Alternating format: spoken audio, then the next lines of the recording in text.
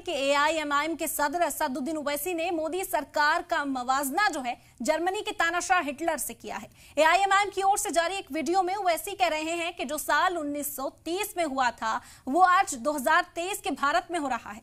इस वीडियो में ओवैसी उत्तरकाशी के पुरोला में हो रहे पलायन का भी जिक्र करते दिखे। ओवैसी ने कहा कि वहां वीडियो जारी कर नरसंहार की धमकी दी जा रही है, तो नरसंहार की धमकी पर भी यहां निशाना असदुद्दीन ओवैसी ने साधा है और एक बड़ा स्टेटमेंट मोदी सरकार के खिलाफ दिया। उन्होंने कहा कि 1930 में जर्मनी के जो हालात थे आज 2023 में भारत के वैसे ही हालात नजर आ रहे हैं। लगातार हमलावर रहे मरकजी हुकूमत पर एक बार फिर से असदुद्दीन ओवैसी ने एक बड़ा स्टेटमेंट दिया है और मोदी सरकार की मवाजना जो है वो हिटलर तानाशाह से की है।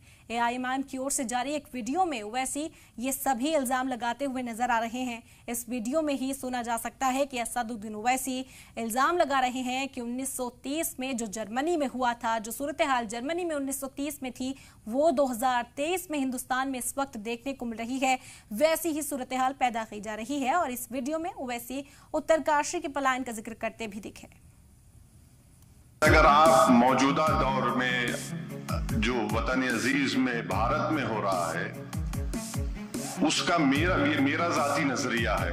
हम लोग 1930 के जर्मनी को देख रहे हैं और 1930 के जर्मनी में भी ऐसे ही हेट स्पीचेस शुरू हुए थे जूइश कम्युनिटी के खिलाफ। उसके बाद उन पर हमले शुरू हुए।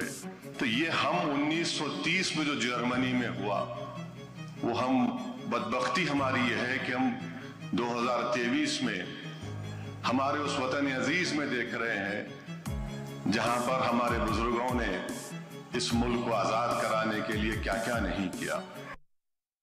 उत्तरकाशी उत्तराखंड में पुरोला मुकाम है, वहां पर मुसलमान घरों पर एक एक्स मार्क लगा दिया गया है और लगाकर उनसे पोस्टर चिपका दिए गए कि जून 15 तक आप लोग इस इलाके को छोड़ के चले जाएंगे। और ओपनली वीडियोस जारी होते हैं कि आपका जेनोसाइड होगा, आपका कत्लेआम होगा।